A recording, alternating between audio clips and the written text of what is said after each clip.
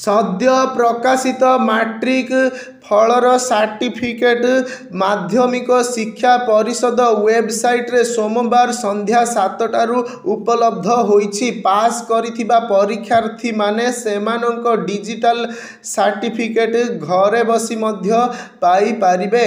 सेहिपरि परीक्षार्थी माने निज व्हाट्सएप रे मध्य एही डिजिटल सर्टिफिकेट सीधा सड़क पाइबा लगी सुजोग रहिछि। एथिलागी बोर्ड पक्षरु 7710058192 व्हाट्सएप नंबर जारी करा जाइछि। उक्त व्हाट्सएप को मेसेज पठाई आवेदनकारी माने सहजरे मैट्रिक सर्टिफिकेट पाई पारिबे बोली बोर्ड पक्षरु कुहा जाइछि।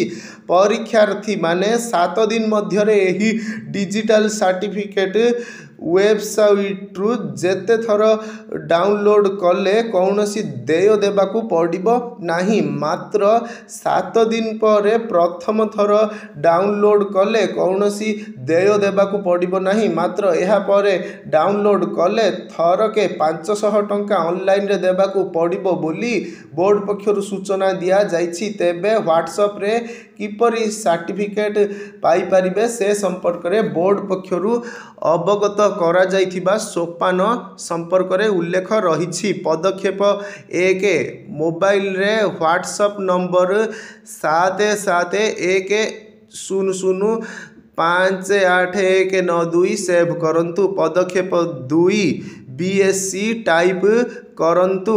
पदक्षेप 3 HSC मध्यमा SOSC चयन करंतु। पदक्षेप 4 2025 चयन करंतु। पदक्षेप 5 रोल नंबर उल्लेख करंतु। पदक्षेप 6 परीक्षार्थी जन्म तारीख उल्लेख करंतु। पदक्षेप 7 मोबाइल नंबर उल्लेख करिबा पर एक OTP पाइबे। पदक्षेप 8 डिजिटाइज प्रमाणपत्र पाइबा पई OTP नंबर दियंतु।